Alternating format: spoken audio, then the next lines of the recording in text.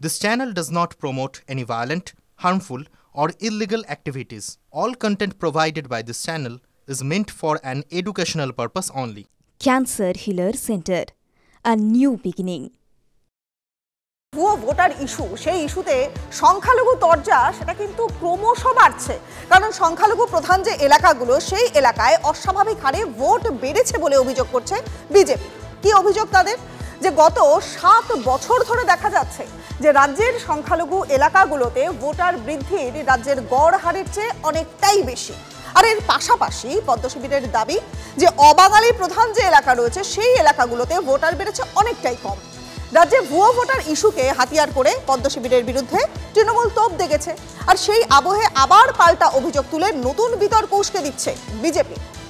Voter তালিকায় vote ধরতে বাড়ি বাড়ি অভিযানে নেমেছে রাজ্যের শাসক। ভিন রাজ্যের ভোটারের সঙ্গে এ রাজ্যের বাসিন্দাদের এপিক নম্বর মিলে যাওয়ায় তৃণমূলের আক্রমণের মুখে নির্বাচন কমিশন। বিজেপিকে সুবিধা পাইয়ে দিতেই ভুতুরে ভোটারের কারসাজি বলে সুর চড়িয়েছে তৃণমূল। এবার তার পাল্টা। 2019 থেকে 2025 পর্যন্ত রাজ্যে গড় ভোটার বৃদ্ধির হার 8.69%। রাজ্যের 294টি বিধানসভা আসনের মধ্যে 136টি আসনে ভোটার বৃদ্ধির হার রাজ্যের গড়ের থেকেও বেশি। এই 136টি কেন্দ্রের মধ্যে 82টি কেন্দ্র সংখ্যালঘু প্রধান, যার মধ্যে শীর্ষে রাজারহাট নিউ টাউন। সেখানে ভোটার বেড়েছে 19.96%। বিজেপির দাবি, এই ভোটার বৃদ্ধি রোহিঙ্গা অনুপ্রবেশের জলজান্ত প্রমাণ। সবচেয়ে বেশি ভোটার বেড়েছে রাজারহাট নিউ টাউন কেন্দ্রে। ভোটার বেড়েছে 64,195 বা 19.96%। এই রোহিঙ্গারা হিঙ্গলগঞ্জ বসিরহাট দিয়ে ঢোকার পর ওই রাজারহাটের ফ্রিঞ্জ এরিয়াতেই সবচেয়ে বসবাস শুরু করছে। বিজেপির আরও দাবি, ভোটার বৃদ্ধির এই ট্রেন্ড একেবারেই দেখা যায়নি অবাঙালি এলাকাগুলিতে। সেখানে রাজ্যের গড়ের তুলনায় ভোটার বৃদ্ধি অনেক অংশেই কম। সবচেয়ে কম ভোটার বেড়েছে মাত্র 2%। 7 বছরে ভোটার বেড়েছে 4,000। সে কেন্দ্রটির নাম রাসবিহারী কেন্দ্র। অর্থাৎ এই হিন্দু প্রধান এলাকাগুলো থেকে ভোটারদেরকে তাড়িয়ে দেওয়া হচ্ছে, ভোটারদের নাম কেটে ফেলা হচ্ছে। বিজেপি কি বলে তাতে আসা যায় না। ওরা যদি মনে করে কোথাও ভোটার অস্বাভাবিক বৃদ্ধি হয়েছে, ইলেকশন কমিশনকে বলুন। আমরা তো দেখছি অনেক ভোটার বৃদ্ধি হয়েছে। সাধারণভাবে জনসংখ্যার বৃদ্ধির ওপরেই ভোটার বৃদ্ধির হার নির্ভর করে। তাই কোথাও গড় হারের তুলনায় বেশি বৃদ্ধির পিছনে জনবিন্যাসের কিছু বদল হয়ে থাকতে পারে বলে মনে করছেন কমিশনের একাংশ। তবে কোনো বৃদ্ধি অস্বাভাবিক মনে হলে তৎক্ষণাৎ সংশ্লিষ্ট এলাকার দায়িত্বপ্রাপ্ত আধিকারিকের থেকে বিষয়টি জানতে চাওয়া হয় বলে কমিশন সূত্রে দাবি করা হয়েছে। রাজ্যের বিরোধী নেত্রী থাকার সময় ভোটার তালিকা সংশোধনের দাবিকে রাজনীতির মঞ্চে নিয়ে এসেছিলেন মমতা বন্দ্যোপাধ্যায়। 1.5 দশক পর ভুতুরে ভোটার ইস্যু হাতে পেয়ে পুরনো অস্ত্রের ধার দিতে তাই কোনো কসুর করছে না তার দল। আক্রমণের ঝাঁজ এতটাই যে নড়েচড়ে বসতে হয়েছে কমিশনকেও। ভুতুরে ভোটার নিয়ে তৃণমূল কংগ্রেসের আগ্রাসী প্রচারের মুখে এবার পাল্টা আক্রমণে নামল বিজেপি। এবার সংখ্যালঘু এলাকায় অস্বাভাবিক ভোটার বৃদ্ধির কথা বলে রোহিঙ্গা তত্ত্বের পুরনো অস্ত্রে আরও একবার শান দিল পদ্ম শিবির। ক্যামেরায় অর্ঘ্য চ্যাটার্জির সঙ্গে প্রদীপ্তকান্তি ঘোষ, TV9 বাংলা, কলকাতা। রাজনৈতিক ছক যদি বিশ্লেষণ করি তাহলে কিন্তু একটা প্রশ্ন সামনে আসছে যে তৃণমূলের অন্দরে কি চলছে বলুন তো। ভুতুরে ভোটার ধরতে দুপুরে তৈরি কমিটির সিদ্ধান্ত রাতে স্থগিত হয়ে গেল, এবং এই সিদ্ধান্ত স্থগিত হওয়ার পরেই কিন্তু জোর জল্পনা শুরু হচ্ছে। কারণ কমিটিটা তৈরি করেছিলেন খোদ মুখ্যমন্ত্রী মমতা বন্দ্যোপাধ্যায়। তবে একটা বিষয় সামনে আসছে যে নাম না থাকলেও বৃহস্পতিবারে তৃণমূল ভবন, সেখানে কমিটির প্রথম বৈঠকে অভিষেক বন্দ্যোপাধ্যায় তিনি কিন্তু ছিলেন না। পরে রাতে জানা গেল কি যে আপাতত এই বৈঠকের সিদ্ধান্ত স্থগিত রাখবার সিদ্ধান্ত দল নিয়েছে।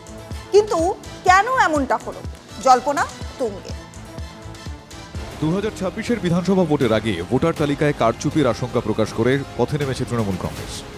সমস্যার সমাধানে মুখ্যমন্ত্রী মমতা বন্দ্যোপাধ্যায় স্বয়ং 36 জনের একটি বিশেষ কমিটি তৈরি করে দিয়েছেন। কমিটির মাথায় তৃণমূলের রাজ্য সভাপতি সুব্রত বক্সী, রয়েছেন অভিষেক বন্দ্যোপাধ্যায়। বৃহস্পতিবার তৃণমূল ভবনে প্রথম বৈঠকে বসে কমিটি, কিন্তু তাতে যোগ দেননি অভিষেক। ওই বৈঠকে অভিষেকের অনুপস্থিতিতে প্রতি জেলায় ভুয়ো ভোটার ধরতে একটি করে কোর কমিটি গঠন করে দেন সুব্রত বক্সীরা। পরে রাতে জানা যায় কমিটির সমস্ত সিদ্ধান্ত স্থগিত রাখার নির্দেশ দিয়েছেন তৃণমূল সুপ্রিমো। কেন সুব্রত বক্সীর তৈরি করা কমিটি কয়েক ঘন্টার মধ্যেই স্থগিত করে দিলেন মমতা? রাত থেকেই এ নিয়ে তোলপাড় শুরু হয়ে যায় তৃণমূলের অন্দরে।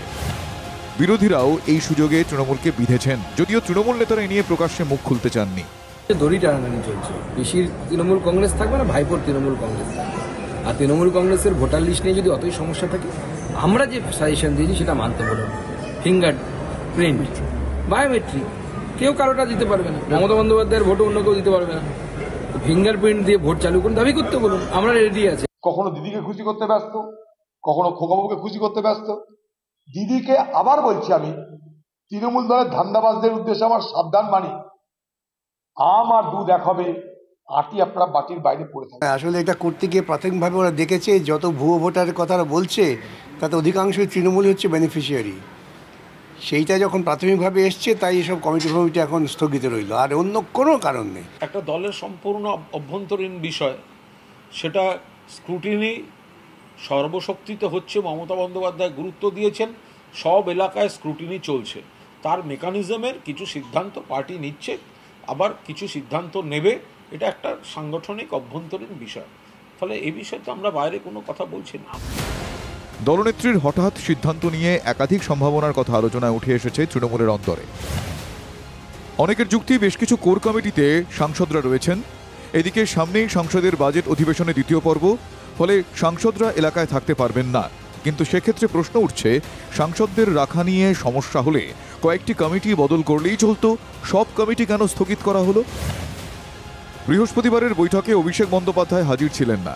আবার আগামী 15ই মার্চ দলের জেলা সভাপতিদের নিয়ে ভার্চুয়াল বৈঠক ডেকেছেন অভিষেক বন্দ্যোপাধ্যায়। অনেকেই তাই মনে করছেন, অভিষেকের অনাস্থাতেই হয়তো স্থগিত হয়েছে সুব্রত বক্সির কমিটি তৈরির সিদ্ধান্ত। সত্যি কি তা বুঝতে এখন সবার নজর 15ই মার্চের ভার্চুয়াল বৈঠকের দিকে। সৌরভ গুহর রিপোর্ট, TV9 বাংলা।